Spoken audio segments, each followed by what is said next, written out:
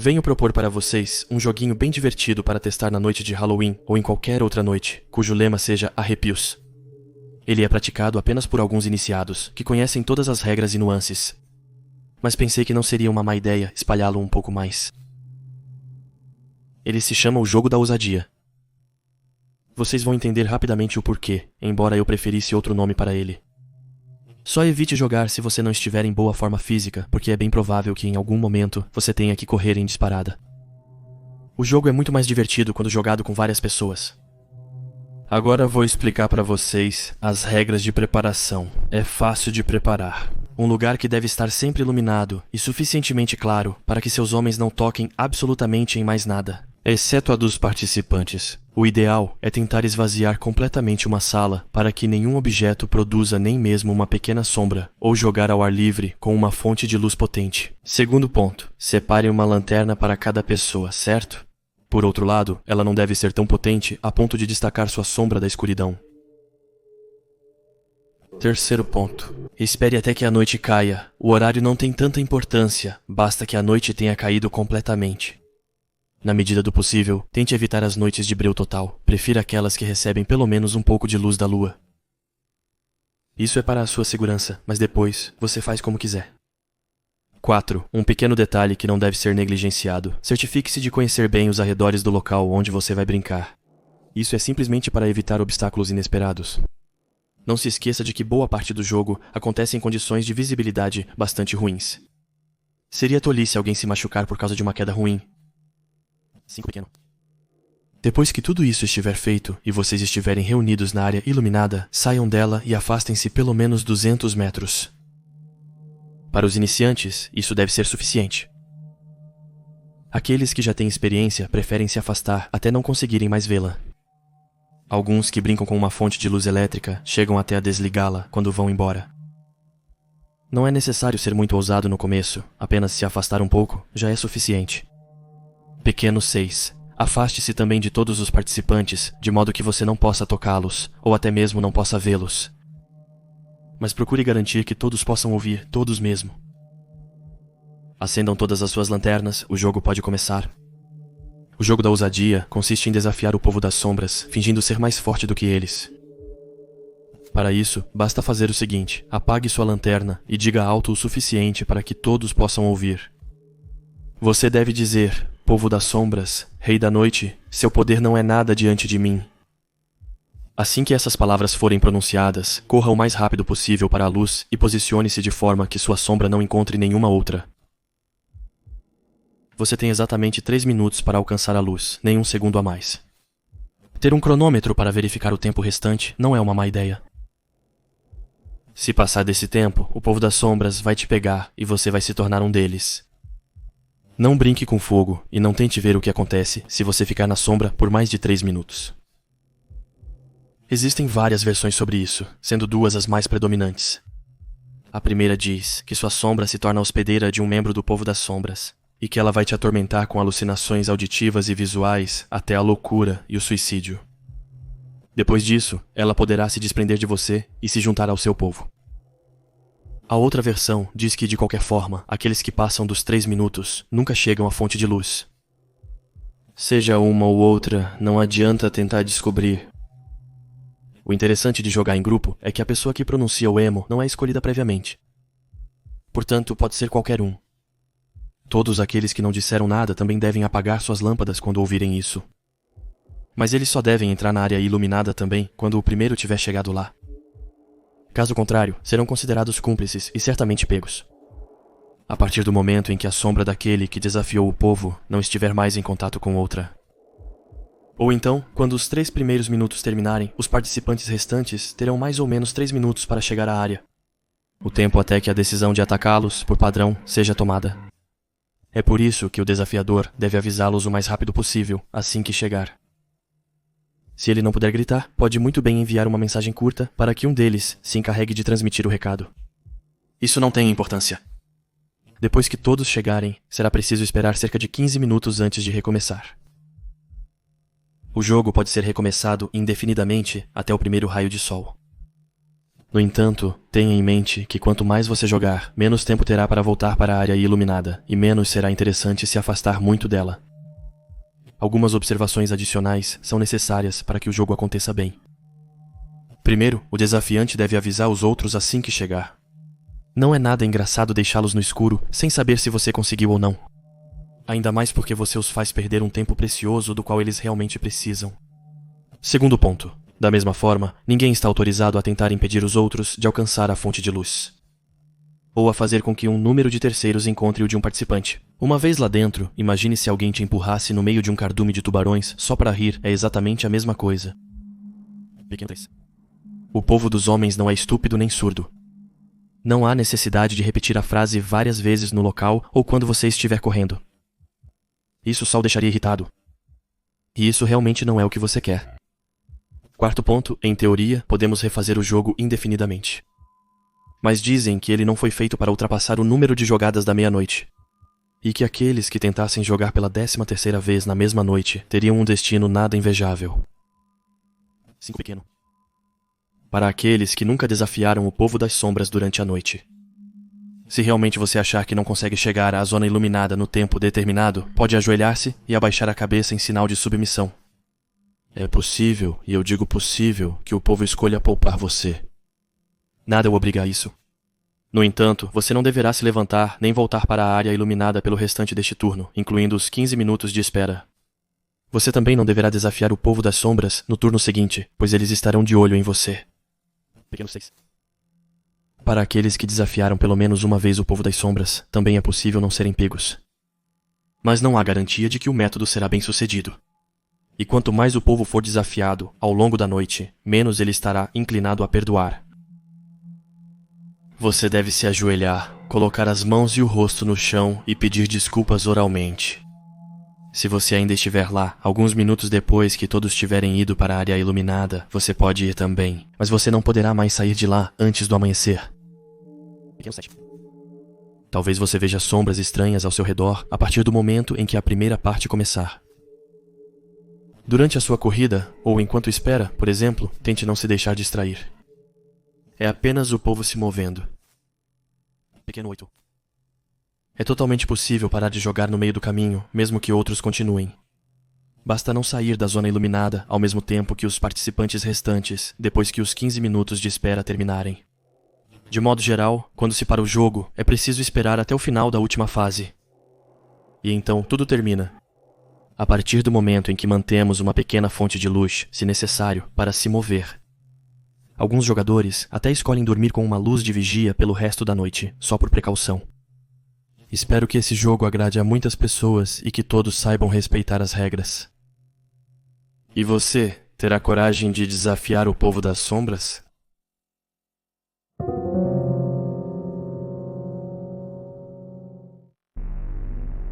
Primeiramente vou contar o que faço para ganhar a vida. Isso vai ajudar vocês a entenderem minha situação. Sou dono da minha própria empresa, se é que posso chamar assim, mas eu descreveria meu trabalho mais como um serviço pessoal.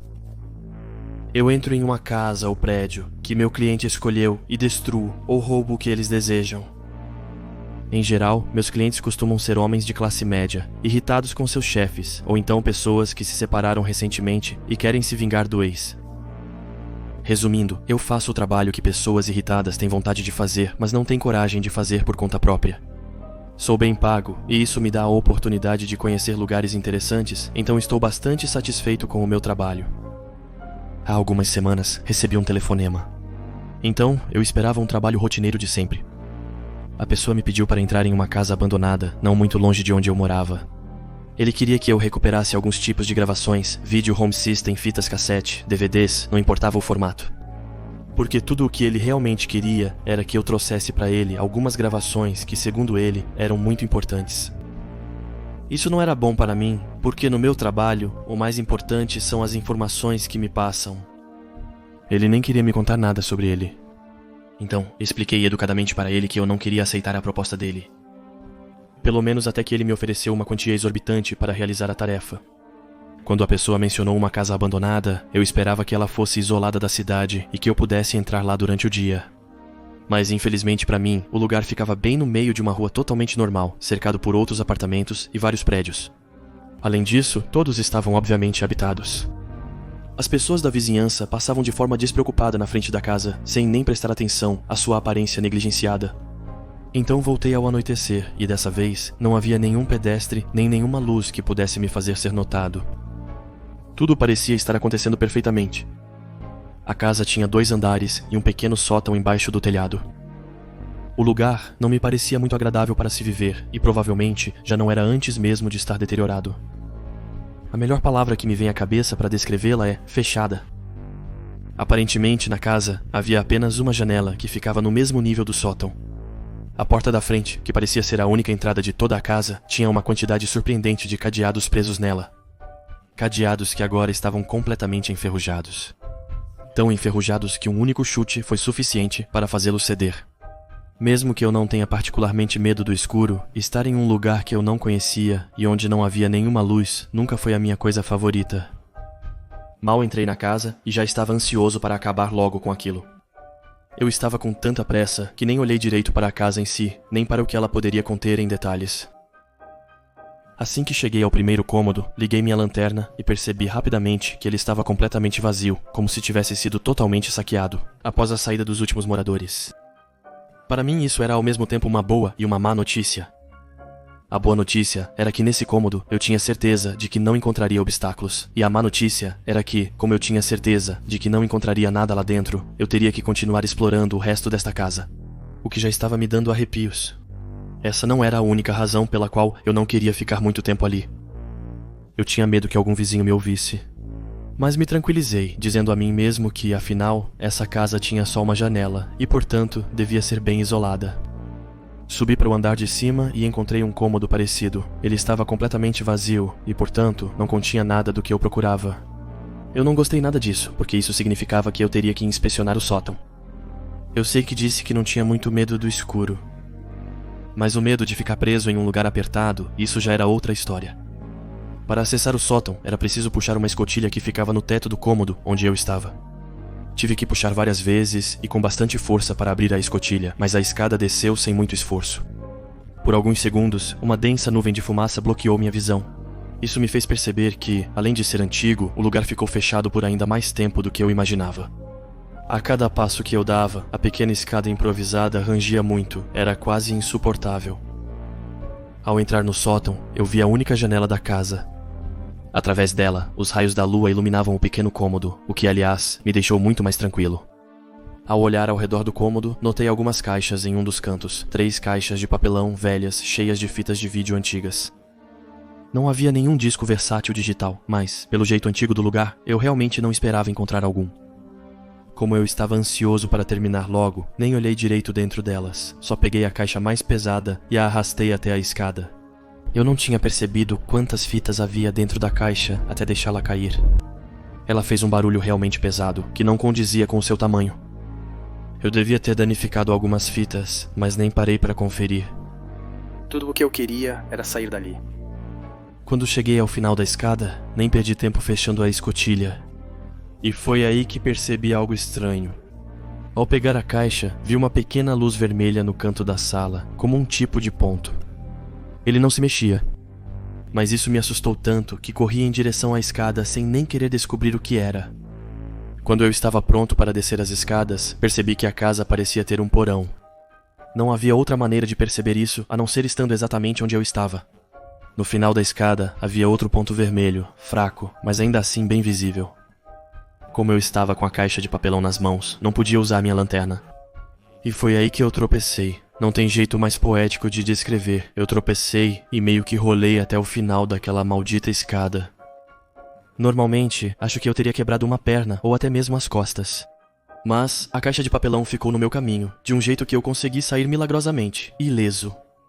Todas as fitas estavam espalhadas ao pé da escada, mas eu não quis perder tempo pegando todas elas. E peguei as 3, que estavam mais próximas de mim.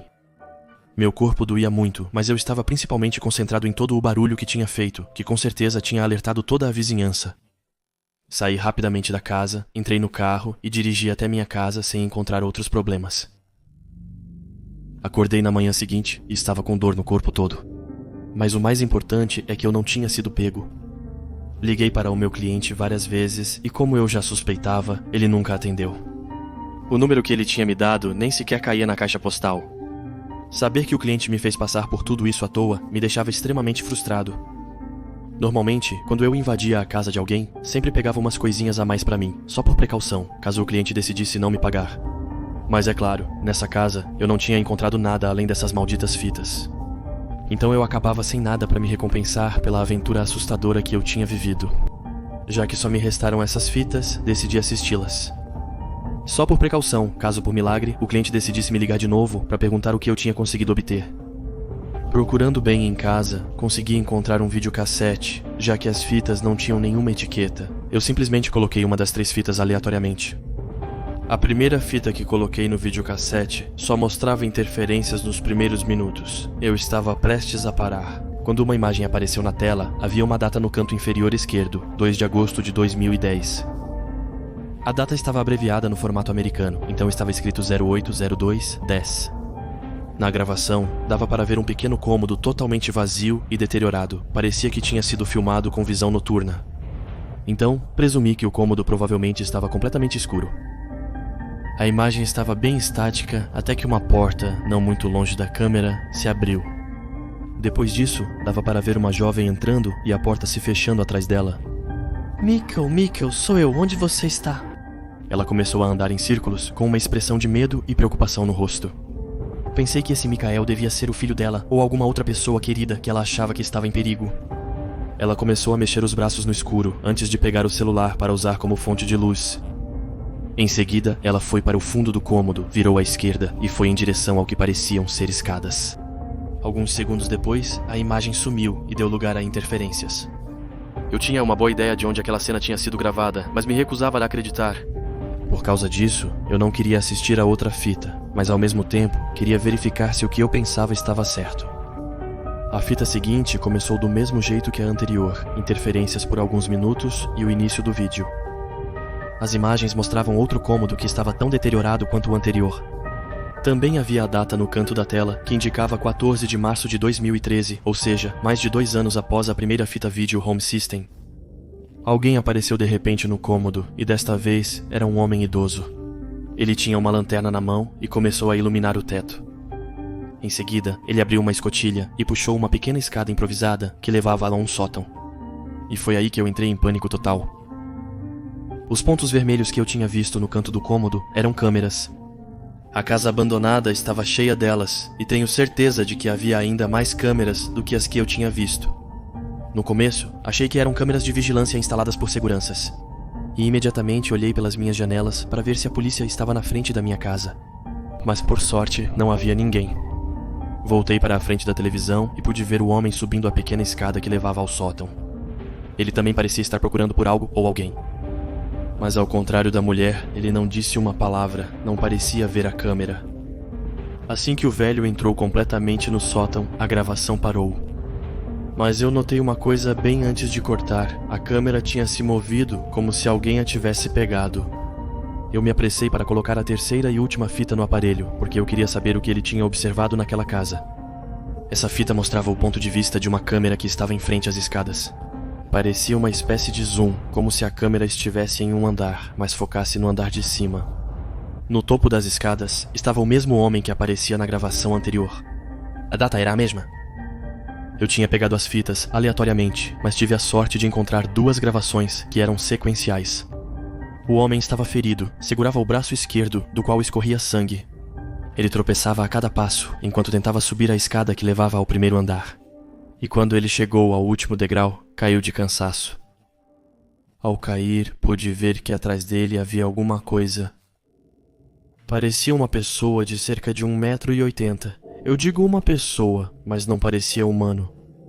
Essa coisa avançou até o homem e começou a arrastá-lo pelo braço ferido. O homem tentou se debater um pouco, mas a coisa deu um chute enorme na cabeça dele para que ele parasse. Depois, ele o levou até outra escada, aquela que eu acho levava ao porão.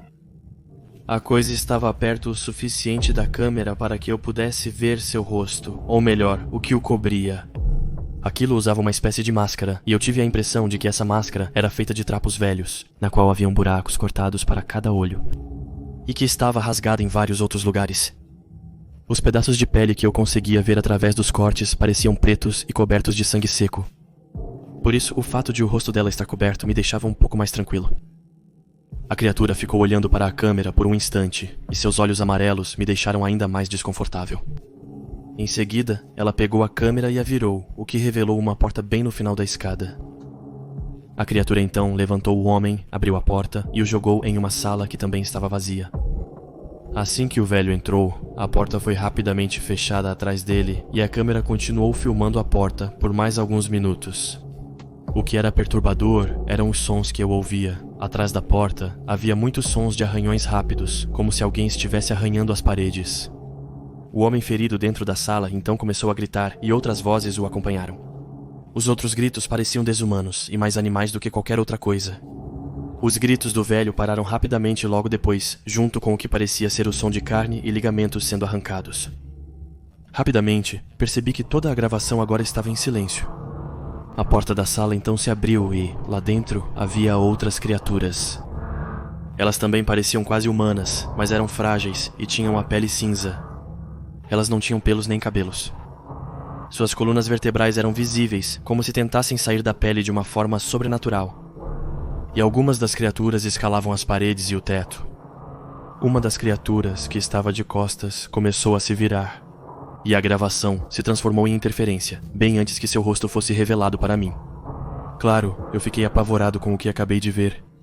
Eu tinha acabado de sair daquele lugar e fui filmado sem saber. Olhei novamente pelas minhas janelas e tranquei todas elas. Fiquei trancado em casa por vários dias, sem sair, e fiquei de olho para ver se estava sendo vigiado. Queimei as fitas e quando tive certeza de que não deixei nenhuma prova que pudesse levá-los até mim, voltei a sair de casa. Voltei a aceitar missões, mas recusava categoricamente ir a lugares abandonados. Mas, há cerca de 2 semanas, recebi um pacote que estava deixado na porta da minha casa. Pensei que provavelmente era o pagamento de um cliente recente, já que a maioria deles me deixava o dinheiro em espécie. Mas ao abrir o pacote, descobri 3 fitas de vídeo que pareciam novas. Todas as 3 estavam numeradas de 1 a 3. Então coloquei a fita número 1 no videocassete. Era uma gravação da mesma casa de antes, da câmera que estava no primeiro cômodo vazio. Alguns minutos se passaram, então alguém entrou. Era um homem relativamente jovem, vestindo roupas pretas, como se estivesse tentando se camuflar. Não levou nem um segundo para eu perceber que era eu, e que os vídeos iam mostrar o meu percurso dentro da casa. Coloquei direto a fita número 2, e nela havia uma gravação da câmera que estava posicionada perto da porta do porão. Pude me ver caindo na escada, com a caixa de papelão nas mãos. E aí percebi que eu não tinha tropeçado, mas que na verdade tinha sido empurrado. A coisa que usava a máscara estava no topo da escada, bem atrás de mim. Ela tinha me empurrado tão levemente que eu nem senti. Depois, dá pra me ver me levantando rapidamente, pegando as 3 fitas e desaparecendo da tela. Isso corresponde exatamente ao momento em que fugi de casa. Depois, a criatura mascarada desceu correndo as escadas e me viu escapar. Em seguida, ela se aproximou da câmera e ficou olhando para ela. Antes que a gravação fosse cortada, eu estava completamente petrificado e meu nível de adrenalina estava no auge. Tive que reunir toda a minha coragem para colocar a última e terceira fita. A gravação dessa não mostrava o interior da casa abandonada. A câmera estava sendo segurada por alguém e filmava o exterior de outro lugar. A pessoa que segurava a câmera estava andando em uma calçada e começou a dar zoom em uma casa. E como você provavelmente já adivinhou, essa casa era a minha. Não importa quem ou o que estava filmando, essa coisa soltou um grito demoníaco. Pouco antes da gravação terminar. Desde então, fiquei paranoico. Não ouso mais sair e fico o tempo todo trancado em casa. Toda vez que preciso sair, tenho a impressão de ver a criatura mascarada pelo canto do olho. Não sei se é minha imaginação ou se essa coisa está realmente lá. Às vezes, ouço batidas na minha porta e quando abro, encontro uma nova fita cassete deixada bem na frente. Sempre são gravações da minha casa. Filmar, de dia ou de noite. Mas o que realmente me preocupa é que a cada vez a coisa mascarada parece filmar cada vez mais perto da minha casa.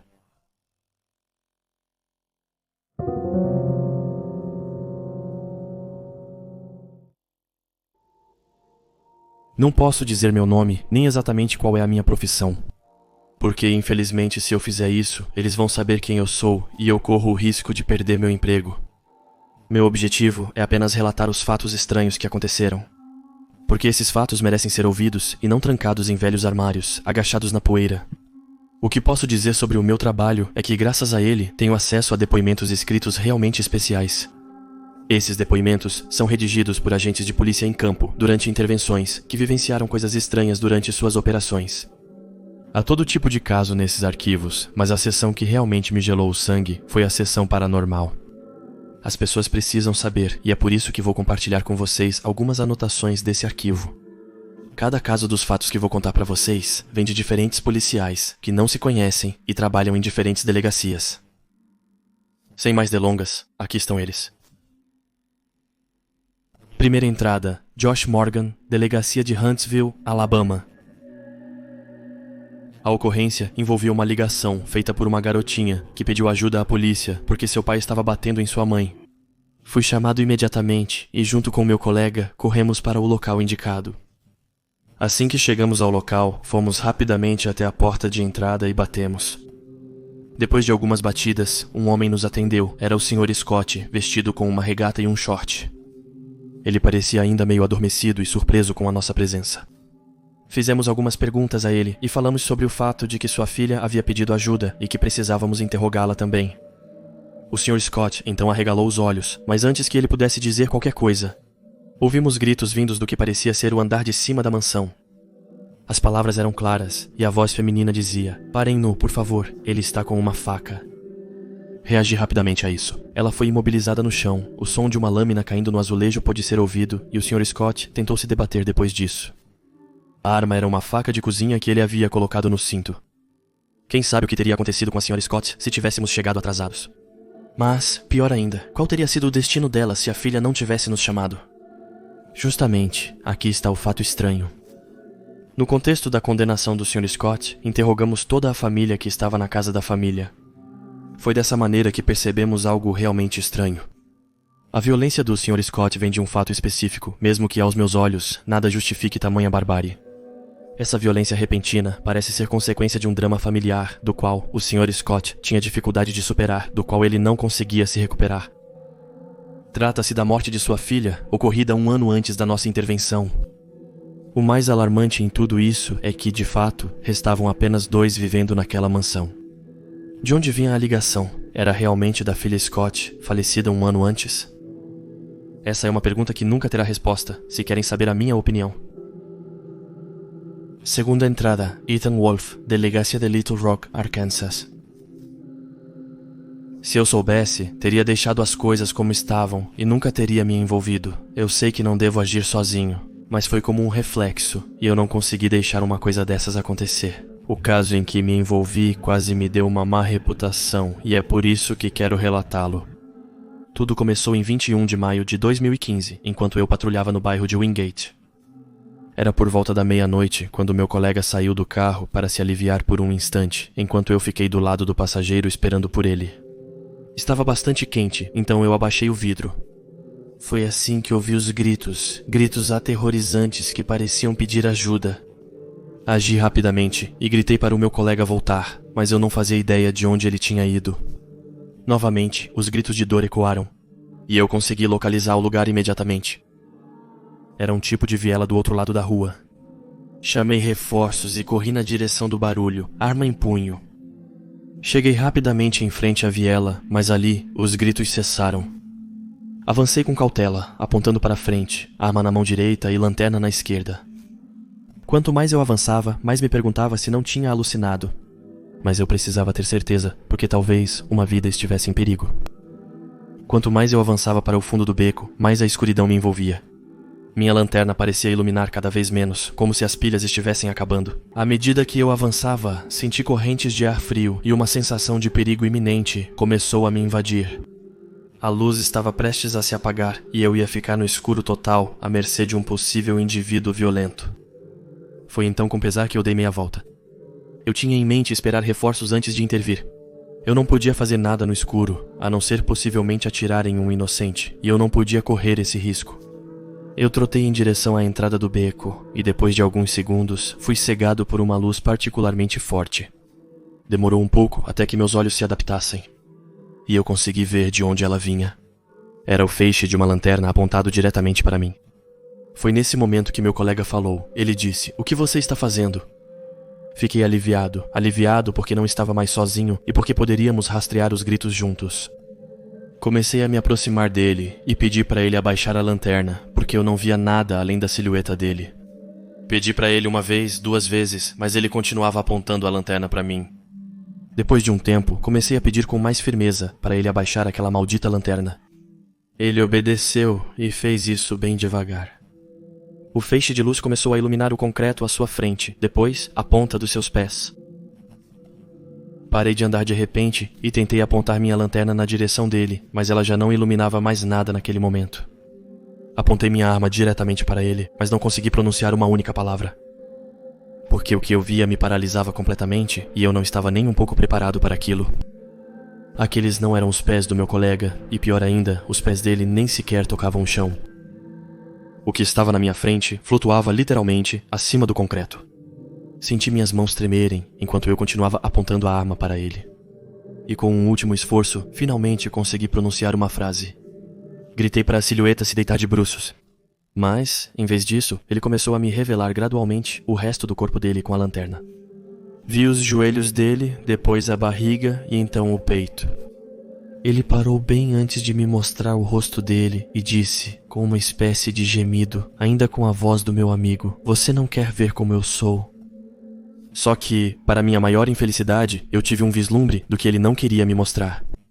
Pois, na base do pescoço dele, eu podia ver a ponta de sua língua bifurcada, da qual escorriam longos fios de baba. Eu atirei 2 ou 3 vezes, pois tinha certeza de que a coisa que estava na minha frente não era humana. Mas, em vez de ouvir gemidos de dor, ouvi a risada dele. A risada dele não tinha nada de humano e ecoava sem parar na minha cabeça. Eu tinha a sensação de que se ele continuasse rindo daquele jeito, minha cabeça ia explodir e meu cérebro ia se espalhar por todo lado, no chão daquele beco. Eu atirei mais uma vez, mas nada. A criatura ainda ria, sem parar.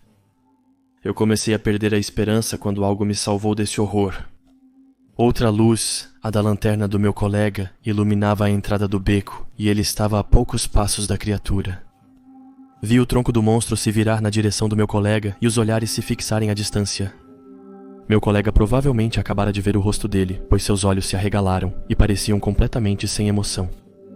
Corri em direção à estrada, contornando a criatura e senti a corrente de ar frio roçando minha nuca. Sinal de que ele estava a um passo de agarrar minha garganta. Quando passei ao lado dele, fiquei ao lado do meu colega e me virei. Só que não havia mais nada. Então olhei ao meu redor, mas era inútil. A criatura tinha desaparecido. Depois disso, voltei para o carro, puxando pelo braço meu colega, que ainda não conseguia se mexer e parecia paralisado de medo. Fui até a delegacia e comecei a sentir náuseas. Nunca imaginei viver um horror desses durante minha carreira. O mais frustrante em tudo isso é que eu não sei o que ele é. Mas uma coisa é certa, eu não fui levado muito a sério, mesmo com casos de aparições semelhantes já tendo sido relatados na cidade de Little Rock. Mas ainda assim, meu depoimento foi registrado. Mas como você deve imaginar, o caso não deu em nada. Meu colega, por outro lado, não teve a mesma sorte que eu. Ele ainda está no hospital e não disse uma única palavra desde esse incidente. Ele foi o único que viu o rosto dela. E dia e noite, eu agradeço aos céus por não ter visto também. Terceira entrada, David Stevenson, Delegacia de Alexandria, Minnesota. Tudo isso aconteceu em 9 de agosto de 2004. Eu estava sozinho no carro, a caminho de deixar meu veículo no depósito, quando ouvi um pedido de ajuda no meu rádio. Naquele momento, era 1h30 da manhã. O chamado tinha sido feito por um homem. Esse homem gritava que precisava de ajuda e reforços em frente à escola primária Woodland. Eu respondi presente, sem pensar por um segundo no que eu iria enfrentar nos minutos seguintes. Perto do cemitério, não muito longe da escola, finalmente avistei as luzes giratórias da unidade que pedia ajuda. O carro estava estacionado com a porta aberta, bem em frente à escola Woodland. Corri em direção ao carro e saquei minha arma de serviço. Depois de alguns instantes, consegui ver um homem coberto no banco de trás do carro, apontando sua pistola diretamente para a frente. Era o oficial Thompson e ele parecia estar em completo estado de pânico.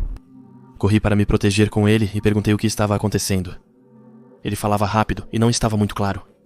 Ele me disse que alguma coisa tinha levado seu parceiro para dentro da escola.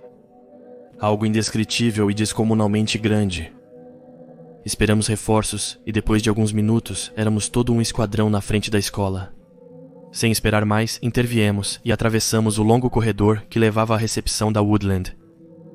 O local estava particularmente frio, frio demais para um mês de agosto. Perguntei mais detalhes ao oficial Thompson para saber exatamente o que estávamos caçando. Ele então me respondeu que era um homem de cerca de 2 metros de altura, vestindo um terno preto de 3 peças.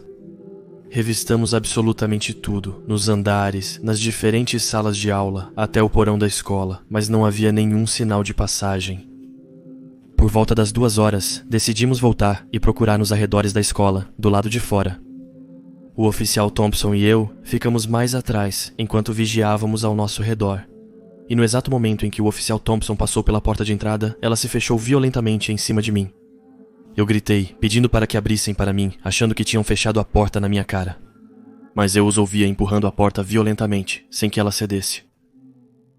Eu ainda não sei o que fechou essa porta, se foi o vento ou qualquer outra coisa.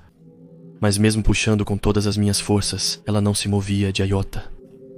Então decidi passar por uma das janelas, o que significava atravessar uma das salas de aula que ficava à minha direita, porque a recepção, infelizmente para mim, não tinha nenhuma janela. Eu atravessei a porta da sala de aula e fui em direção à grande janela que dava para o pátio da escola. Eu estava prestes a quebrar o vidro quando ouvi um barulho estranho à minha esquerda, lá onde estavam encostadas as várias mesas e cadeiras, como se alguém estivesse rabiscando algo com um lápis, em uma folha ou caderno. Virei-me na direção do barulho e vi o parceiro do oficial, Thompson. Ele estava sentado em uma cadeira e segurava na frente dele um caderno aberto, no qual rabiscava formas estranhas e tipos de símbolos que pareciam ter saído direto de um filme de ficção científica. Coloquei minha mão no ombro dele e perguntei o que ele estava fazendo. Ele me olhou com um olhar que parecia lívido, sem vida alguma. Ele colocou o dedo na boca e me pediu para fazer menos barulho. Depois, ele sussurrou para mim que não conseguia ouvir o que o professor estava dizendo para ele. Meu olhar ainda examinava o caderno dele quando ouvi um barulho no quadro negro à minha frente. Lentamente, levantei a cabeça e coloquei a mão na minha arma, que eu havia guardado anteriormente no coldre. Alguém estava de costas, de frente para o quadro. Ele media pelo menos 2 metros de altura e sua cabeça quase tocava o teto. Ele estava desenhando os mesmos sinais estranhos que estavam no caderno, mas eles estavam estranhamente deformados, porque sua mão tremia de forma desumana. Na verdade, era o corpo inteiro dele que tremia desse jeito. Eu cometi um erro monumental nesse exato momento, porque, ao invés de fugir pela janela com meu colega, eu pensei em voz alta. Num sussurro quase imperceptível, eu disse: "Meu Deus, o que é isso?"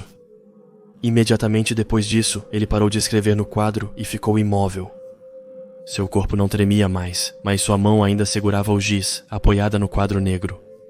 Eu saquei minha arma e gritei em direção à janela. Eu sentia que algo horrível estava prestes a acontecer. Só que meus colegas não foram rápidos o suficiente, ou melhor, ele foi muito mais rápido do que eles. O homem grande se virou e me mostrou seu rosto cadavérico. Ele não tinha mais pupilas, nariz nem lábios. Parecia um grande queimado, saído direto do condado de Impim. Tudo o que aconteceu depois foi muito rápido. O homem se agachou e passou por baixo da grande mesa. Depois, ele rastejou rapidamente por baixo de cada uma das mesas pequenas, derrubando várias delas pelo caminho. Vi meu colega levantar os olhos para mim, ainda com aquele olhar vazio, e só teve tempo de pronunciar uma única frase. Essa frase foi: "Ele precisa de mim, deixe ele me levar." E então, vi 2 mãos enormes se apertarem ao redor das panturrilhas dele, debaixo da mesa. 2 mãos brancas, sem pelos e sem unhas. Foi nesse momento que finalmente pude abrir fogo pela primeira vez. Mas a bala atravessou o antebraço dele sem derramar uma única gota de sangue. Ele atirou nas pernas do meu colega, que caiu da cadeira e desapareceu rapidamente debaixo da mesa. Imediatamente me abaixei, apontando minha arma bem na minha frente. Mas descobri, horrorizado, que eu estava sozinho naquela sala de aula. Nem meu colega, nem o homem grande e desfigurado estavam lá. Eles haviam desaparecido completamente. Eu não tive tempo de olhar ao redor da sala quando ouvi o som de vidro se quebrando atrás de mim. Meus colegas estavam lá e imediatamente me perguntaram o que estava acontecendo, por que eu tinha gritado por ajuda. Para ser totalmente franco, eu não ousei dizer nada. Eu menti para eles e expliquei que achei ter visto alguém no fundo da sala. Eu tinha medo de perder meu emprego, porque à medida que eu examinava a sala, não via nenhum indício que pudesse provar tudo o que eu dizia. Exceto por uma única coisa, o caderno que estava no chão, ao lado da mesa, os sinais geométricos ainda estavam lá. Mas isso não era uma prova suficiente para sustentar os fatos que eu acabara de viver. Eu já precisava justificar o tiro que havia disparado e não queria acabar em um hospital psiquiátrico, como provavelmente aconteceria com o oficial Thompson. Foi então, às vésperas da aposentadoria, 17 anos depois, que decidi relatar esses fatos.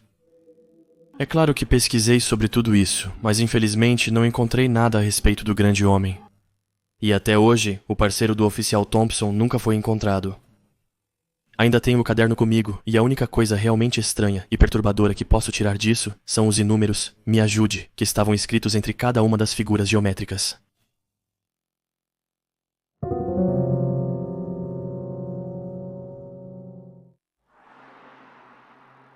Sempre sonhei em viajar pela Rota 66 na América. Essa famosa estrada, conhecida por ser tão longa que é quase impossível percorrê-la de carro sem parar. Embora hoje ela tenha sido oficialmente desativada, ela tinha nada menos que 2.448 milhas, o equivalente a 3.945 quilômetros. Muita gente sonha em dirigir por ela, mas poucos têm coragem de ir. De fato, a viagem é cara e exige muita preparação. Um veículo no local, muito combustível, dinheiro para as refeições ou para dormir em um hotel. Uma passagem de avião se você mora fora do território. Mas acima de tudo, bastante coragem. Foi no meu 25º aniversário que decidi dar esse passo. Eu conversava com meu irmão sobre muitas coisas que ainda não tinha realizado, sobre meus sonhos de criança, assim como sobre meus maiores projetos. E logo percebi que nunca tinha pensado em viajar para a América até então. E muito menos de percorrer a Rota 66. Então comecei a pesquisar sobre o preço da viagem e os preparativos necessários. Sem surpresa, o preço era alto. Mas ao contrário do que eu pensava, estava dentro das minhas possibilidades. Eu tinha economizado bastante nos últimos anos. E essas economias finalmente iam me servir para alguma coisa. Realizar um dos meus sonhos de infância.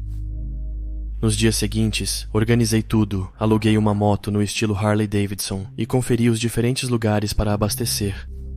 Depois, para finalizar, comprei minha passagem de avião para Chicago, o começo da minha longa jornada.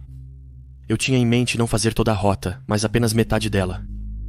Meu destino principal era, portanto, o próprio centro da Rota 66, ou seja, a pequena cidade de Adrian, no Texas, uma cidade com apenas 150 habitantes.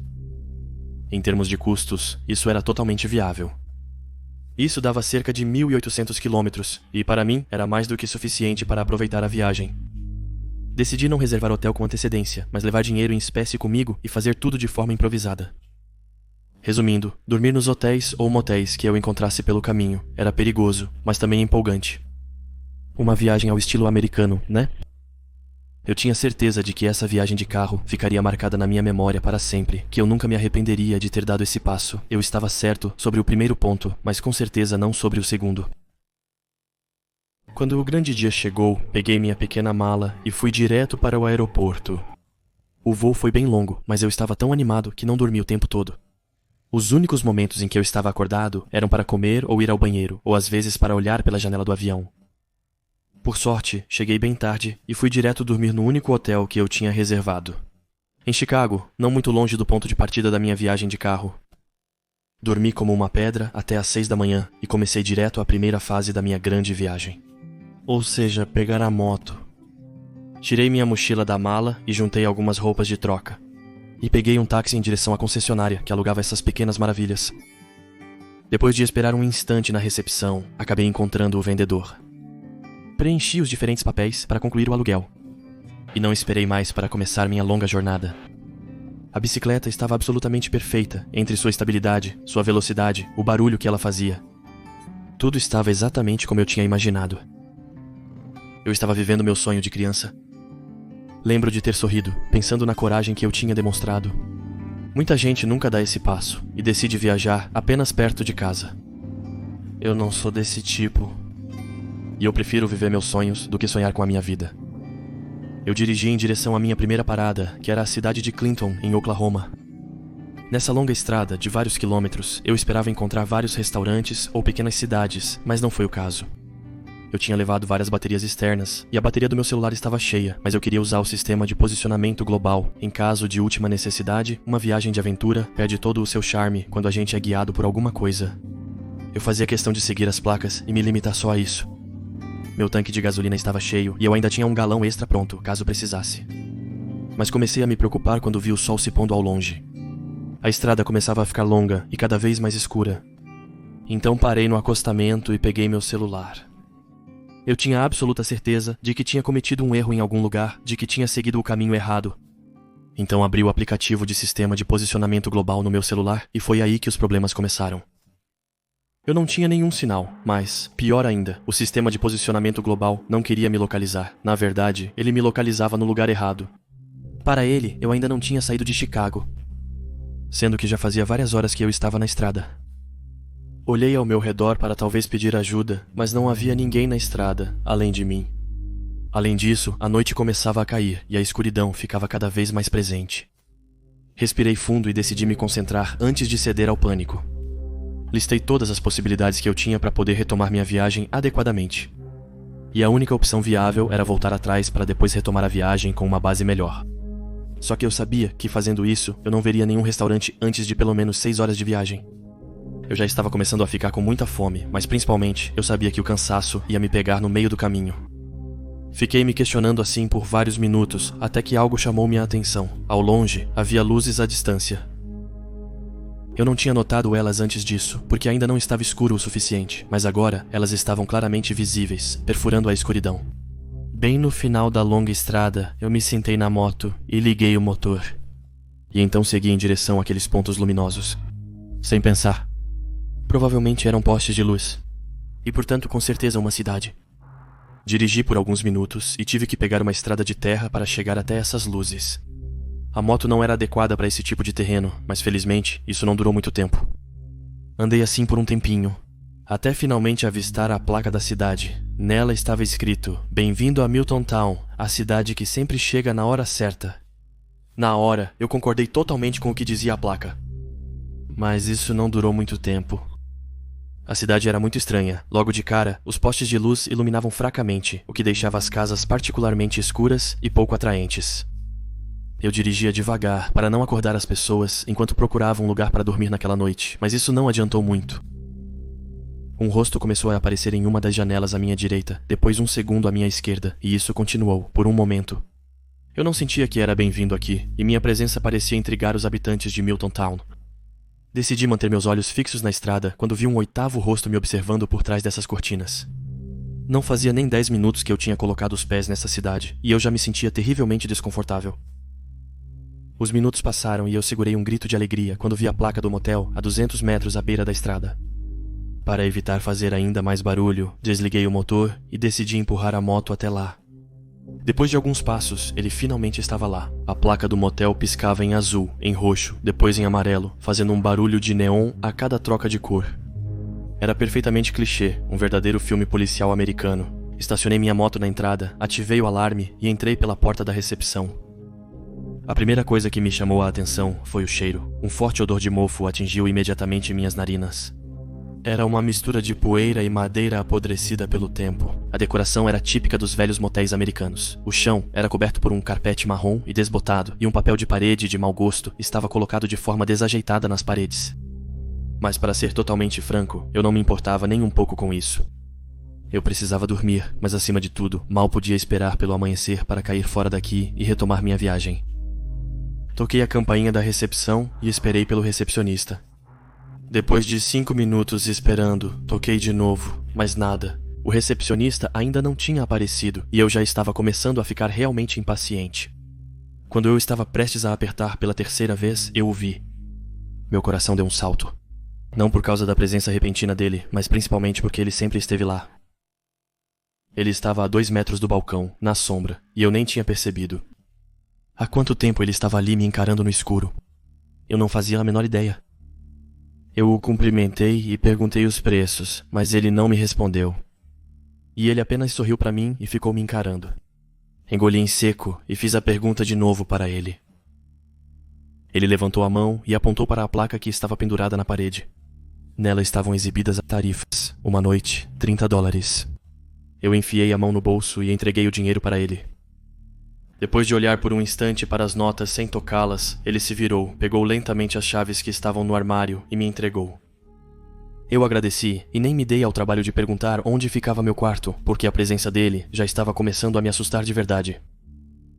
Acabei encontrando meu quarto, o 18, depois de alguns instantes procurando no primeiro andar. O interior era mal decorado e muito antiquado. Eu tinha a impressão de que o papel de parede do meu quarto era o mesmo da recepção. O carpete, por outro lado, era um pouco mais claro, mas tão desbotado quanto o do térreo. A cama, por sua vez, parecia limpa, embora a decoração dela deixasse a desejar. Abri a janela para tirar o cheiro de mofo. Depois, olhei por um instante para fora. A neblina tinha tomado conta de toda a cidade, durante o breve momento em que estive na recepção. Eu não estava apenas chocado com a rapidez com que ela se instalou, mas também com o fato de que não estava nem um pouco frio. Continuei olhando por um instante e quase caí para trás quando vi o garotinho à minha esquerda acenando para mim na rua. Ele não devia ter mais de 1,50 m, usava uma espécie de boné preto e mexia a mão de um lado para o outro na minha direção. Eu estava prestes a entrar e fechar a janela quando percebi as outras silhuetas à minha direita. 2 adultos na penumbra, que também pareciam acenar para mim. Como a criança, eles se moviam lentamente, a mão da direita para a da esquerda. Tremi de medo, de tão desconfortável que era a situação. Quando olhei de novo para a minha esquerda, meu coração quase parou. Não só o garotinho tinha se aproximado ainda mais da janela, como agora havia outras 2 crianças atrás dele. E assim como a primeira criança, eles balançavam suavemente as mãos, da direita para a esquerda. Imediatamente puxei minha cabeça de volta para dentro do meu quarto e fechei a janela. Apaguei as luzes e me deitei na cama sem me dar ao trabalho de tirar a roupa. Milton Town era claramente uma cidade de malucos, de sociopatas, ou sei lá mais o quê. E eu claramente não tinha vontade de ficar muito tempo nesse lugar. Tudo o que eu queria era fechar os olhos por um instante, perguntar o caminho para continuar minha viagem na manhã seguinte e ir embora, bem longe daqui. E foi exatamente isso que eu fiz. Eu dormi apenas 3 ou 4 horas. Desci as escadas para chegar ao saguão e lá percebi que o recepcionista estranho ainda estava lá. Quase perguntei a ele se ele dormia às vezes ou se dormia em pé ou pendurado no teto, como os morcegos. Mas me segurei, imagino que ele não teria gostado da piada. Quando perguntei o caminho para ele, ele só fez a mesma coisa que na véspera. Sorrir, olhar bem nos meus olhos, mas principalmente não responder. Eu estava cada vez mais desconfortável, mas tive coragem de perguntar uma segunda vez. Só que, como previsto, ele novamente não respondeu. O desconforto foi mais forte do que eu e decidi ir embora daqui. Afinal, voltar atrás foi a minha primeira sugestão, mas meu estômago me fez perceber ruidosamente que eu tinha esquecido de outro detalhe. Eu estava morrendo de fome, eu precisava comer antes de voltar para a estrada. Você sabe o que é mais importante quando se faz uma viagem de carro? A primeira coisa, e eu digo a primeira mesmo, é pensar na comida. Eu tinha água, mas absolutamente nada para comer. E posso te garantir que nunca me amaldiçoei tanto quanto naquele momento, por não ter pensado em algo tão fundamental quanto a comida. Então, para resumir rapidamente, ao voltar, não teria restaurante por pelo menos 6 horas, nada de comida na bagagem, e portanto, fui obrigado a me alimentar ali mesmo. Milton Town estava longe de ter terminado comigo. Andei pela cidade, a pé, com a ideia de encontrar um restaurantezinho. Ou até mesmo uma lojinha simples para comprar alguns sanduíches para a viagem, ou qualquer outra coisa que pudesse me alimentar um pouco. E foi aí que eu me deparei com esse restaurante particularmente estranho. O nome dele era Gaster Eat, mas a fachada parecia a de uma velha loja de antiguidades. Eu nunca tinha visto um restaurante se vender tão mal. Logo de cara, eu nem conseguia ver o interior dele, de tão sujas que eram as janelas. Tirei meu celular do bolso, rezando para que o sinal tivesse voltado, para que eu pudesse continuar meu caminho ou encontrar outro restaurante mais apresentável. Mas nada, o sinal ainda parecia morto e eu ainda não sabia exatamente onde estava.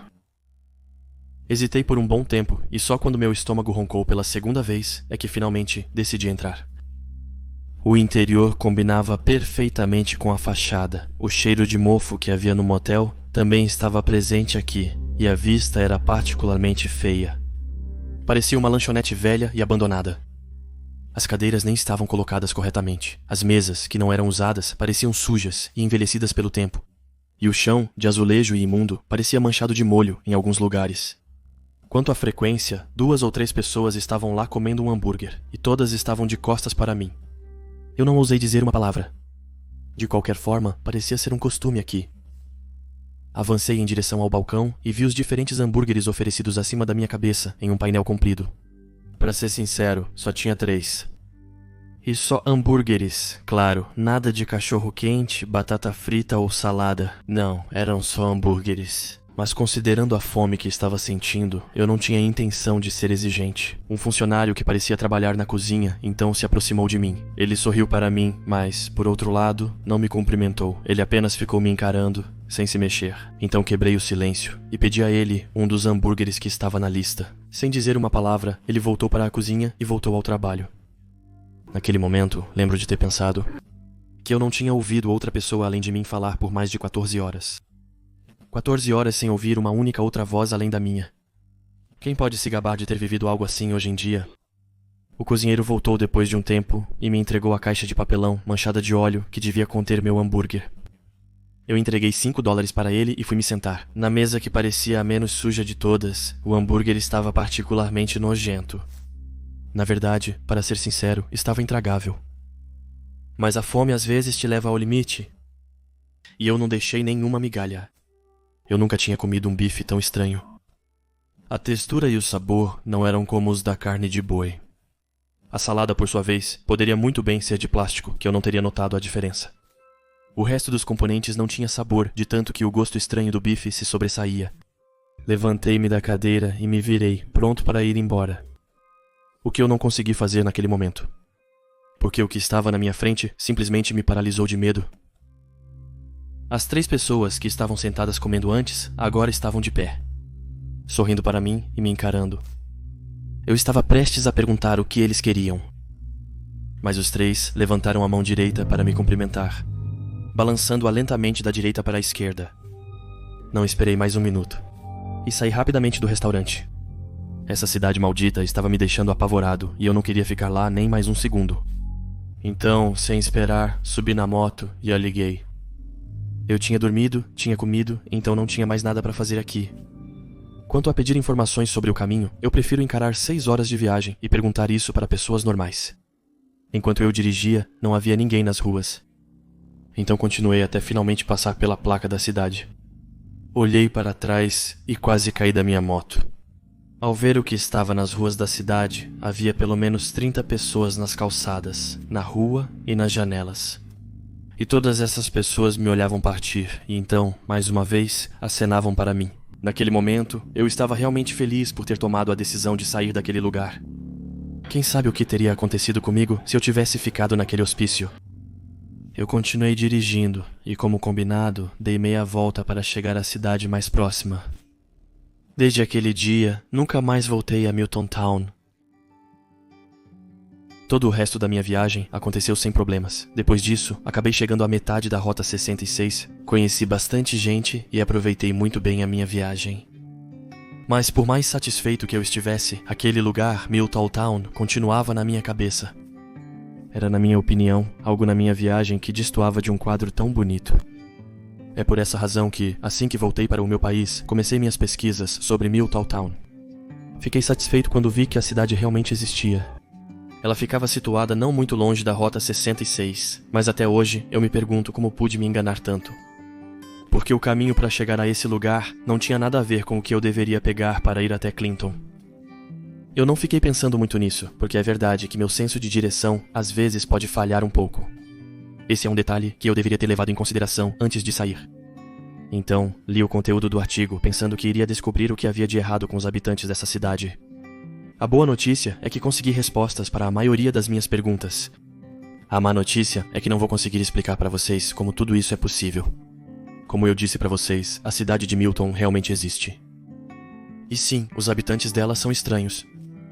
Mas, de certa forma, eles pareciam realmente acolhedores, já que passavam o tempo todo me cumprimentando. Imagino que não é comum encontrar uma alma nessa cidade, alguém que esteja vivo, quero dizer. Porque Milton não é uma cidade como as outras. É uma cidade fantasma, morta há mais de 50 anos. Ninguém mais vive lá, e nenhum comércio deveria estar aberto. O que vivi em Milton, nunca vou conseguir explicar. Mas uma coisa é certa, as coisas que estavam naquele lugar sabiam claramente que eu ainda estava vivo, que eu tinha uma alma. Se eu tivesse baixado a guarda, só Deus sabe o que aquelas coisas teriam feito comigo.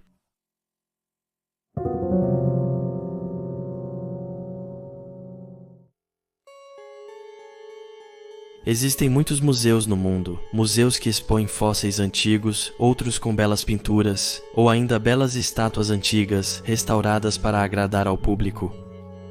No museu onde eu trabalhava, era uma mistura de tudo isso. Mas ele tinha uma particularidade que nenhum outro museu tinha. Suas regras. Sim, eu sei, todos os museus têm um regulamento, mas eu garanto que as regras sobre as quais vou falar não têm absolutamente nada a ver com as dos outros museus. Trabalhei nesse museu durante 2 longos anos, e se fiquei lá tanto tempo, foi por uma única razão, o salário. Não há outro motivo além desse, de verdade. Eu precisava de um emprego rapidamente, porque não tinha como financiar todos os meus estudos. Quando cheguei na cidade, esse era o trabalho perfeito para mim. Além disso, a maioria dos museus paga muito mal o vigia noturno, mas esse claramente era uma exceção à regra. Por isso, não hesitei e agarrei a oportunidade. Quando cheguei, fui treinado diretamente no trabalho.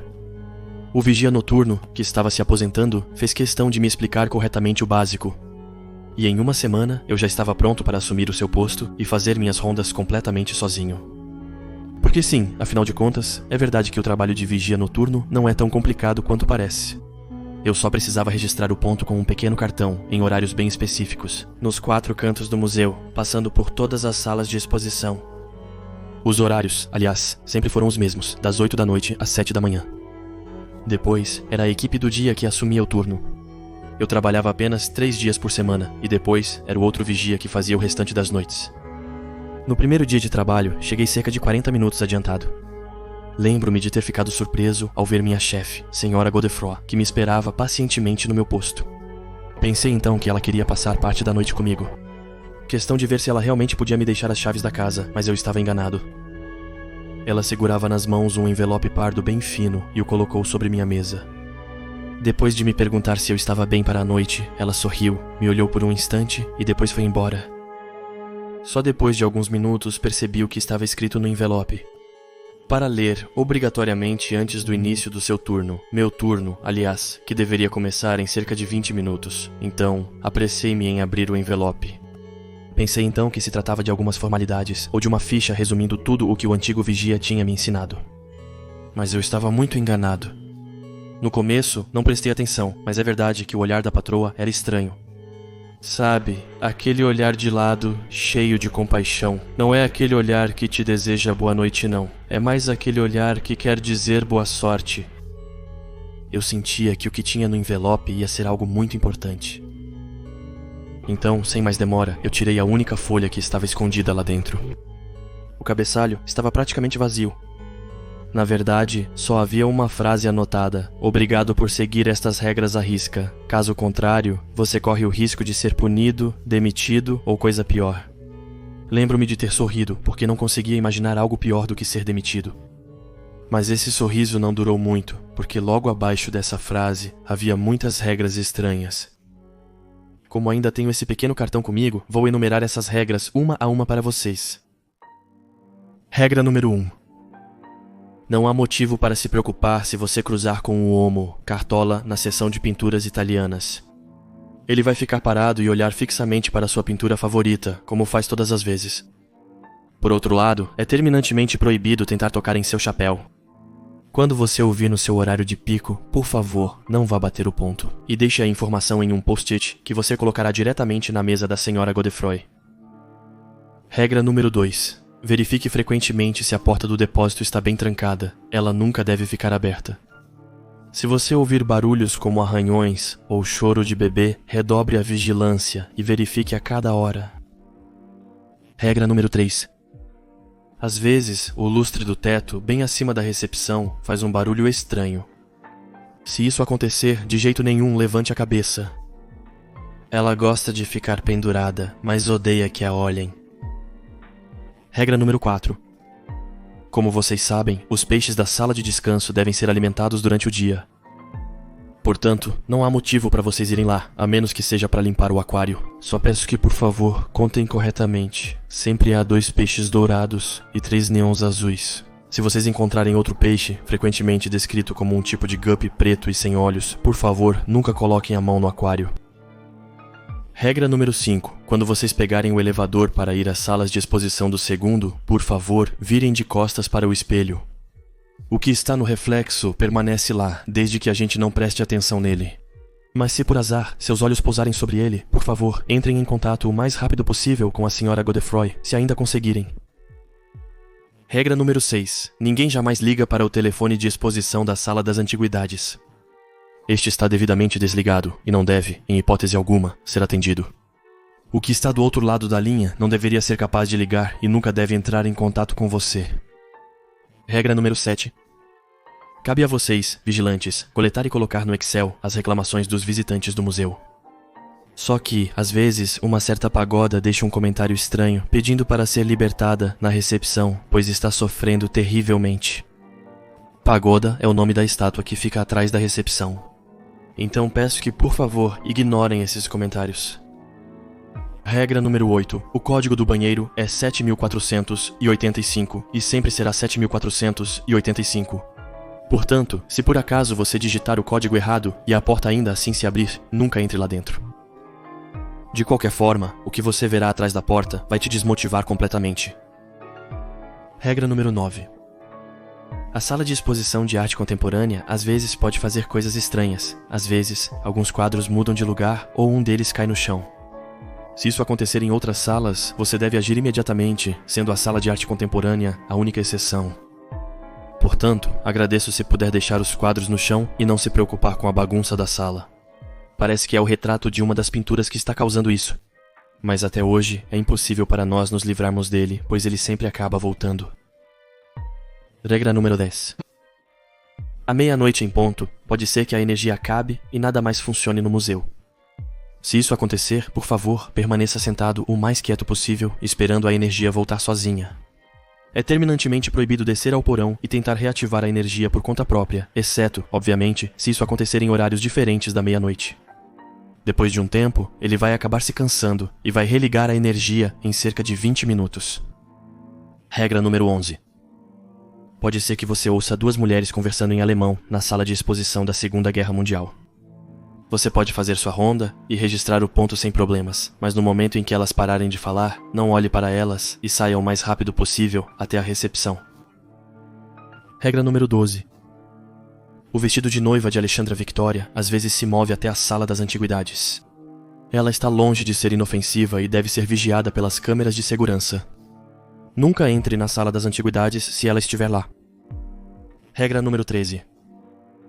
Ao passar pela Sala das Estátuas, por favor, mantenha sua lanterna apontada para a estátua que não tem braços. Se por acaso você perder ela de vista e ela se mover na sua direção, não adianta tentar colocá-la de volta no lugar. Apenas, por favor, continue vigiando-a até sair da sala. Ela mesma voltará para o local de origem quando você sair da sala. Regra número 14. Se você sentir náuseas ao ir até a sala de exposição sobre a Idade Média, por favor, volte rapidamente ao seu posto e olhe para si mesmo no espelho da recepção. Se você perceber que suas pálpebras estão tremendo, ou que seu nariz ou sua testa estão se deformando, deite-se por cerca de 30 minutos. Alguns vigias não seguiram essas instruções, e um deles precisou ser hospitalizado às 4 horas da manhã. Porque ele confundiu sua maçã com uma lâmpada que estava em cima da mesa da recepção. Portanto, fiquem atentos com isso. Obrigado, regra número 15. É normal que, nos seus monitores de vídeo monitoramento, vocês não vejam a sala onde está o grande tubarão branco. Desativamos a câmera lá devido às inúmeras reclamações dos outros vigias que vieram antes de você. Eles afirmavam que às vezes viam ali cenas de assassinatos insuportáveis, sempre envolvendo membros de suas famílias. No entanto, você pode registrar o ponto nessa sala sem risco. Regra número 16. Não há nenhum funcionário chamado Zora neste estabelecimento. Se por acaso você encontrar uma faxineira por volta de 2 ou 3 horas da manhã chamada Zora, por favor, entre em contato imediatamente. O número que está no verso deste cartão vai informar que o número não está atribuído. Mas mesmo assim, essa ação fará com que ela desapareça. No entanto, tome cuidado, pois pode ser que ela grite e que seu rosto se deforme horrivelmente pouco antes de partir. é aqui que as regras terminam. 16 regras que sempre respeitei rigorosamente, porque tudo era verdade. Mas apesar de tudo, vivi experiências realmente traumáticas durante esses 2 anos de trabalho. E mesmo que eu tivesse que economizar por mais 6 meses, de certa forma fui empurrado pra fora. Porque tive o azar de não respeitar a regra número 6, uma noite. E então peguei o telefone de exposição. O que ouvi do outro lado da linha foi a minha própria voz, sussurrando que eu precisava sair o mais rápido possível daquele museu. Eu não sabia se a entidade estava realmente me alertando sobre um perigo, ou se estava fazendo algum tipo de brincadeira comigo. Mas eu realmente não queria pensar naquele momento, e aquele lugar já estava começando a me tirar o sono.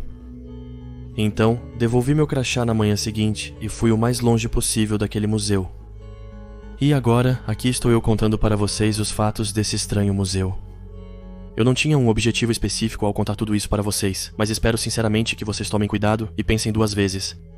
Antes de aceitar um novo emprego, não hesite em perguntar à direção da sua empresa se existe algum regulamento interno específico antes de aceitar o trabalho. Porque nunca se sabe.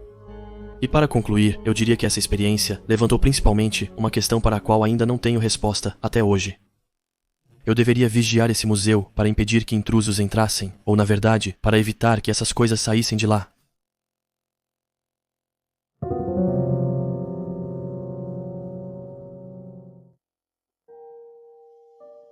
Já aconteceu com você de sentir isso?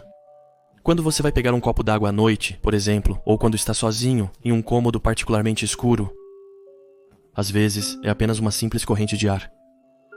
Outras vezes sentimos o olhar dele pesando sobre nós. Todo mundo já passou por isso.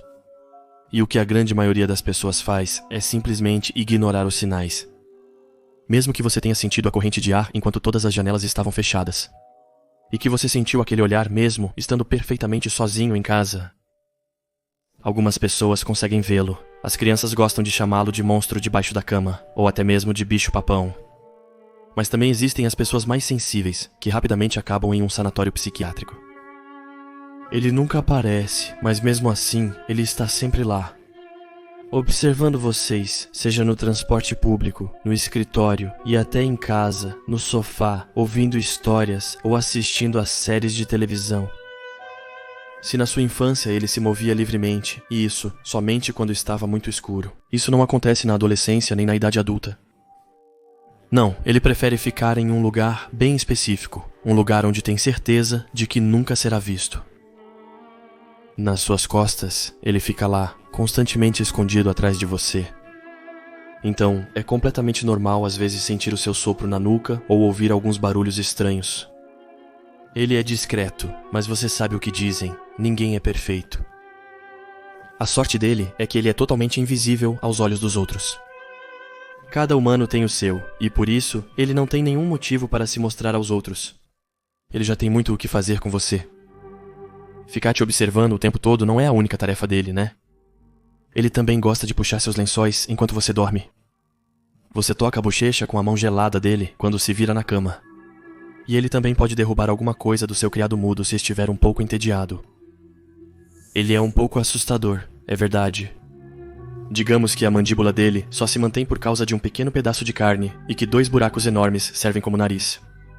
E que os olhos dele, de um branco muito peculiar, congelariam o sangue de qualquer um que os visse.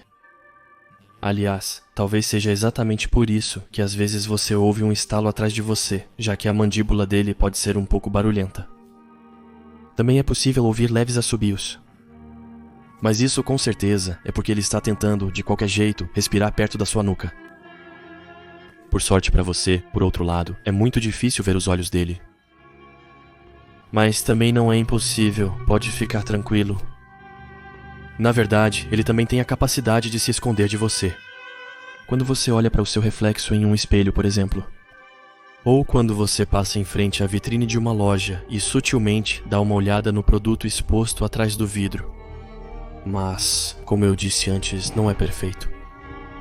Imagino que já aconteceu com muitas pessoas de ver uma silhueta estranha na televisão, logo depois de desligá-la por volta da meia-noite. Talvez até seja possível que você já tenha visto isso ao se olhar no espelho. Sabe, como uma espécie de sombra no corredor antes da porta do seu banheiro, bem atrás de você. No entanto, somos tantos que sentimos os sinais da presença dele, mas nossa capacidade de desmistificar prevalece com a idade. a gente começa a passar por baixo de escadas, sem temer que isso traga azar. A gente até quebra espelhos sem medo daquele ano de sofrimento. Somos assim, é preciso se tranquilizar, não é?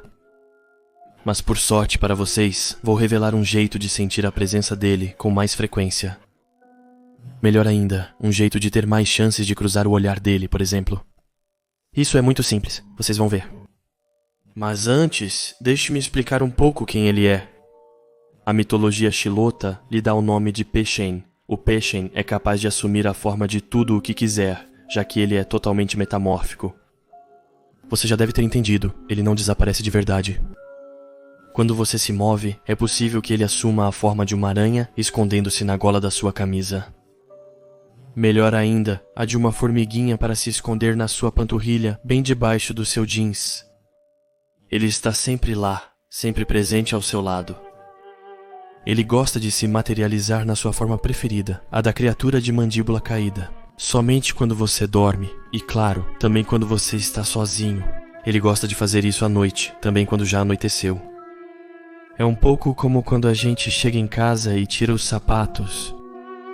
Você entende, eu sei. Você quer que eu te diga como ver isso mais facilmente? Então eu tenho uma ótima notícia para te dar. Você não precisa fazer nada. Na verdade, bastava apenas uma coisinha, muito sutil, muito simples, para finalmente ter a chance de realmente sentir o Peshen perto de você, ou ter a possibilidade de vê-lo. Essa única condição era ouvir falar dele, ouvir alguém pronunciar seu nome, ouvir alguém descrevê-lo para você, ouvir alguém explicar para você que todos os barulhos que você ouvia à noite não eram fruto da sua imaginação. Ouvir alguém explicar para você que você não estava tendo alucinações. Quando você sentiu um olhar sobre você no meio da noite, agora está confirmado. Agora, você finalmente terá a chance de conhecer aquele que te acompanha desde o início da sua vida. E estou feliz por ter sido aquele que abriu seus olhos para ele. Mas tenho certeza de que ele ficará ainda mais feliz do que eu em cumprimentá-lo pessoalmente. A isso, acrescento um conselho. Um único conselho, tome cuidado ao se virar, pois ele está bem atrás de você. Eu sou... Aqui.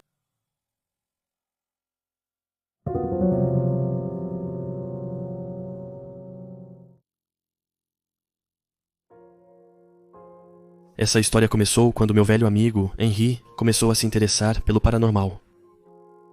Ele passava horas sentado lendo relatos de pessoas que tinham entrado em contato com espíritos, criaturas e todo tipo de entidade desse tipo. Mas o que mais interessava a ele eram os rituais.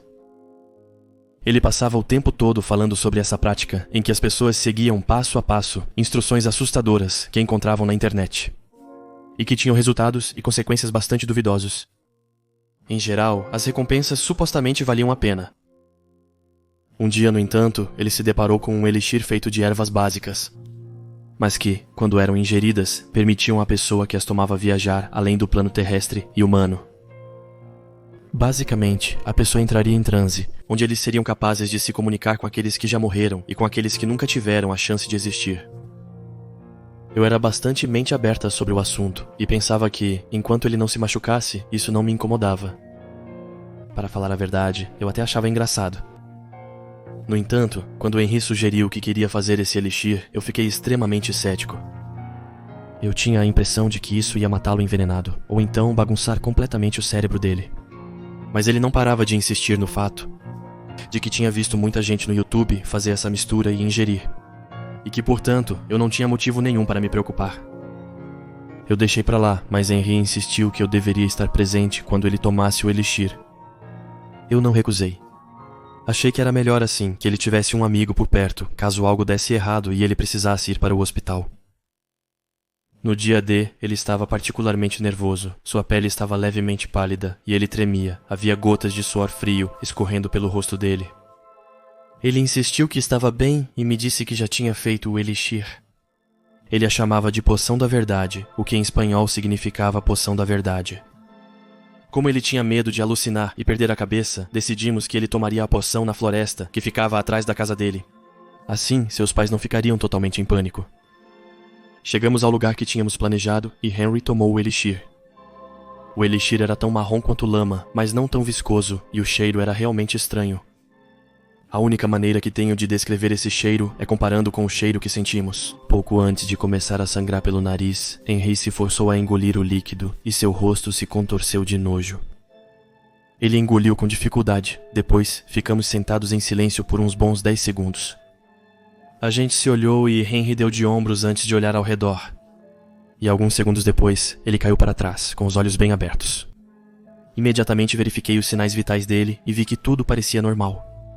Eu não tinha a impressão de que ele estava completamente desmaiado. Os olhos dele se moviam da direita para a esquerda e o coração batia muito rápido. Ele tentou gritar, mas tudo o que saiu da boca dele foi um som fraco.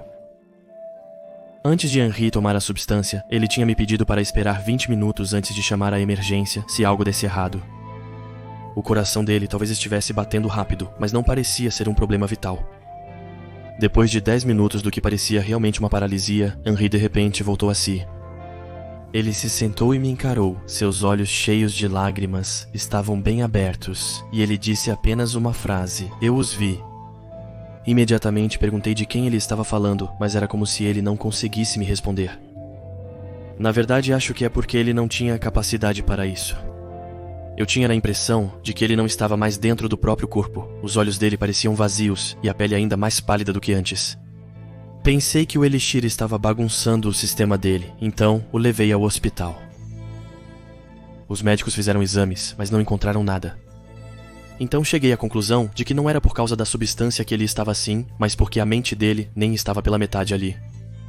Fiquei ao lado dele pelo que me pareceu dias, mesmo que na realidade tenha levado apenas algumas horas até que ele dissesse alguma coisa. Com uma voz fraca e trêmula, ele me disse: "Ryan, por favor, faça-o ir embora." Como essas foram as primeiras palavras que ele disse em mais de 5 horas. Então me apressei em responder: "O quê? Do que você está falando, Henry?" Ele me olhou com aqueles olhos vazios e disse: "A coisa que não existia." Depois, ele perdeu a consciência de novo, mas nunca mais acordou. Durante os 2 dias seguintes, ele foi diagnosticado em coma. Ele não dizia nada e não se movia nem 1 centímetro, apenas ficava imóvel. Sua pele, que antes era tão radiante, agora estava muito mais pálida. Seus lábios, por sua vez, estavam completamente azuis. Eu tinha a impressão de que o quarto também estava particularmente frio. Não era um frio congelante, mas uma ausência de calor. Era quase como se o calor do quarto estivesse sendo sugado aos poucos. Depois de um tempo, isso realmente chamou minha atenção, e eu não parava de olhar para o ponto do quarto que estava mais frio. E toda vez que eu fazia isso, sentia um nó no estômago, como se algo estivesse me encarando de forma irritada. No final, minha curiosidade falou mais alto. Eu caminhei até o local e estendi a mão. O que eu senti é quase indescritível. Meu braço se esticou e eu tive a impressão de que ele perdia todo o calor, toda a vitalidade. Quando olhei para o meu braço, havia uma marcação na minha pele. De um lado, ele tinha ficado azul, mas do outro, eu ainda tinha meu tom bronzeado habitual. Eu abaixei meu braço, mas isso não mudou nada, e até agora continua do mesmo jeito. Olhei para o abismo gelado, e de repente, percebi que algo me encarava com pequenos olhos vermelhos. Essa coisa não me olhava nos olhos, não. Eu tinha mais a impressão de que ela olhava para uma outra parte de mim que nossos olhos não conseguiam ver. Saí da sala e me sentei atrás da porta. Eu senti o calor do corredor passando por baixo da porta, numa velocidade incrível, para ser sugado por aquela coisa. Olhei através do vidro da porta e vi uma silhueta negra inclinada sobre Henry. A silhueta era um pouco transparente, mas era bem real. A coisa tinha braços e pernas longos, e suas costas eram curvadas. Seu rosto era longo, mas deformado, e suas orelhas eram pontudas como as de um animal. Mas o que mais me chocou nessa criatura foram suas múltiplas bocas, cheias de dentes pontiagudos. O que aconteceu depois, eu ainda não consigo acreditar. À medida que a silhueta ficava cada vez mais nítida, ela abriu suas bocas e parecia que estava sugando, o que parecia ser uma espécie de vapor branco vindo diretamente do corpo de Henry. Depois do que me pareceu uma eternidade, percebi que não havia mais vapor branco saindo do corpo de Henry. Sua cabeça caiu para o lado e eu ouvi dar seu último suspiro. Henry estava morto, o monstro havia vencido. Agora seu corpo estava totalmente opaco. a criatura soltou um grunhido estranho e virou a cabeça na minha direção. Nossos olhares se cruzaram e eu tive a sensação de estar paralisado. Isso não durou muito, mas eu nunca vou conseguir esquecer tudo isso. Depois disso, a coisa se atirou pela janela do quarto de Henry e desapareceu. Quando Henry passou para o outro lado do plano terrestre, ele foi seguido por um desses espíritos horríveis. Cuja maldade os impedia de entrar em nosso mundo, eles aparentemente se alimentam de almas. Henry não queria nada disso, mas infelizmente ele deu forma terrena a um monstro horrível. Então, se eu posso te dar um conselho, é para tomar muito cuidado quando sentir uma leve corrente de ar frio. Porque pode ser que a coisa esteja na mesma sala que você.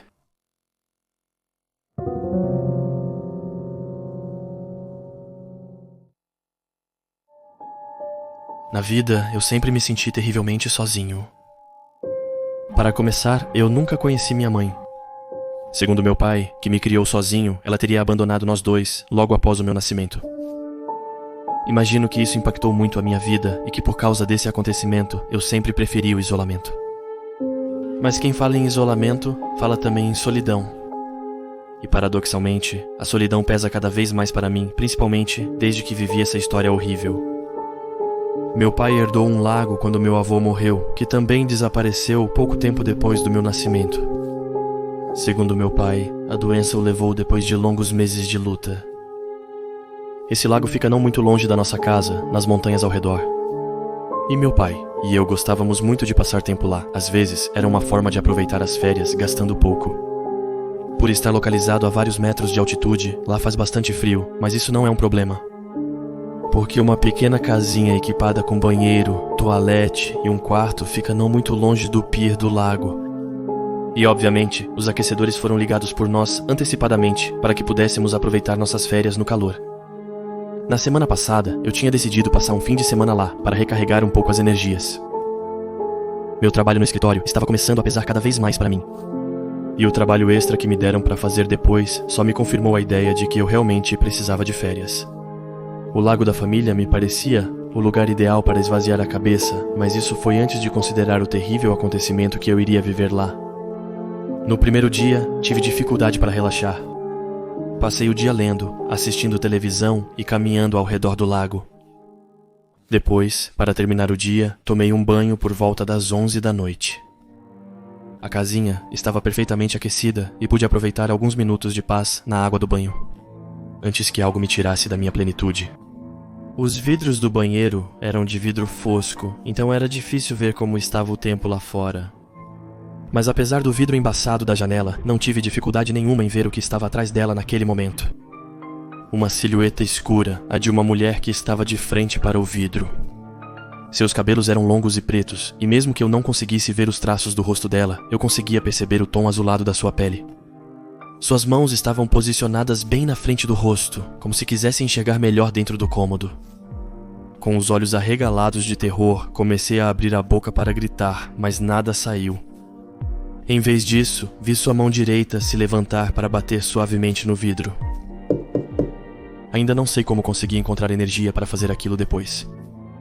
Mas me levantei da banheira, coloquei uma toalha na cintura e saí correndo do cômodo. Depois abri a porta da frente da casa, sem me importar nem um pouco com o frio da noite, de tanta adrenalina correndo pelo meu corpo. Olhei imediatamente na direção da janela do banheiro, mas não havia ninguém lá. Calcei meus chinelos e decidi dar a volta na casa para tentar encontrar essa pessoa. Só que depois de alguns minutos procurando, não encontrei nenhum indício de que alguém pudesse ter estado ali, na frente da minha janela. Engoli em seco e comecei a me fazer uma infinidade de perguntas. Eu tinha a impressão de que a tensão que eu sentia no trabalho tinha me seguido até o lago. E que por causa disso, meu cérebro estava pregando peças em mim. E enquanto eu esfregava o rosto tentando relativizar ao máximo, eu o vi novamente. Eu estava tão ocupado procurando ao redor da casa que acabei esquecendo de olhar perto do lago. Só que, se eu tivesse olhado ao redor dele, também não teria visto nada. Porque a silhueta não estava ao redor do lago, nem no pier. Aliás, não. Porque ela estava no meio do lago e flutuava a alguns centímetros acima da água. Enquanto meu cérebro lutava para processar essa informação repentina, tentei dar um passo para trás. Infelizmente, esse gesto claramente não agradou a silhueta feminina, pois no instante seguinte, ela soltou um grito horrível. O grito dela era uma espécie de mistura entre desespero e raiva, e nunca na minha vida eu tinha ouvido algo parecido. Corri imediatamente o mais longe possível daquela coisa, tentando reunir todas as forças que me restavam para me trancar na casa com 2 voltas na chave. Obviamente, eu não sou desses heróis de filmes de terror, e por isso não tentei enfrentar o horrível fantasma do lago. Não, preferi juntar minhas coisas rapidamente para me preparar para sair o mais rápido possível daquele lugar. Mas mal tive tempo de juntar minhas coisas e já ouvi uma voz se levantar atrás da porta de entrada. No lago. Minha tetania voltou de repente depois de ouvir essas palavras. O problema não era o fato de uma possível entidade fantasmagórica ter falado diretamente comigo, mas sim o tom de voz dela. Nela, eu sentia como uma melancolia, uma tristeza profunda. De repente, tive a impressão de que eu precisava ouvi-la. Mas minha mente receosa logo retomou o controle e então continuei a empacotar o resto das minhas poucas coisas na mala. Pouco tempo depois, me vi novamente parado em frente à porta de entrada. Eu tinha um medo absoluto de encontrar novamente o fantasma do lago. Afinal, alguns instantes antes, ela estava atrás da porta de entrada, falando diretamente comigo. Então, caminhei suavemente em direção a uma das janelas que dava diretamente para o lago. Sem surpresa, ela ainda estava lá, não atrás da porta, mas no centro do lago. Flutuava sinistramente acima dele. Desta vez, ela não estava de frente para mim, mas de perfil. Enquanto sua mão direita apontava algo com o dedo, tive que apertar os olhos para ver o que ela tentava me mostrar. E essa coisa era o próprio lago. O dedo dela apontava diretamente para a superfície da água. Mas eu achava que sabia o que ela queria me mostrar. Provavelmente era o fundo do lago. Depois de um instante olhando para ela, sua cabeça se virou lentamente para mim. Ela sabia que eu estava olhando para ela. E isso, apesar da distância entre ela e eu. Eu estreitei os olhos novamente para tentar ver mais. E foi nesse momento exato que consegui ver os traços do rosto dela pela primeira vez. E rapidamente pude confirmar o sentimento que tinha sentido antes. Esses traços pareciam transmitir uma tristeza profunda, ela até parecia estar prestes a chorar. Na hora, eu não entendi o motivo, mas senti uma empatia imensa naquele momento. E logo depois de fechar a cortina, abri a porta de entrada para ver com mais precisão o que estava acontecendo. Só que ela tinha desaparecido completamente. Nunca mais a vi desde aquela noite. E o evento horrível que se seguiu a esse encontro repentino continuará me assombrando até o fim dos meus dias. Consegui encontrar nos arquivos da cidade uma lista de pessoas desaparecidas nos últimos 30 anos. E, procurando cuidadosamente, acabei encontrando essa mulher, Elsa Wilson. Ela era a cara cuspida do fantasma do lago e rapidamente fiz a ligação entre os acontecimentos do lago e o desaparecimento dela. Consegui mobilizar uma pequena equipe de mergulhadores, alegando que tinha perdido algo valioso no lago enquanto pescava. E sem surpresa, eles encontraram o corpo de Elsa. As mãos dela estavam amarradas nas costas e uma enorme pedra estava presa à sua cintura e tornozelos com uma grossa corrente de metal. Fui rapidamente afastado do caso, dado o avançado estado de decomposição dela. Porque sim, eu ainda era apenas uma criança quando Elsa foi dada como desaparecida.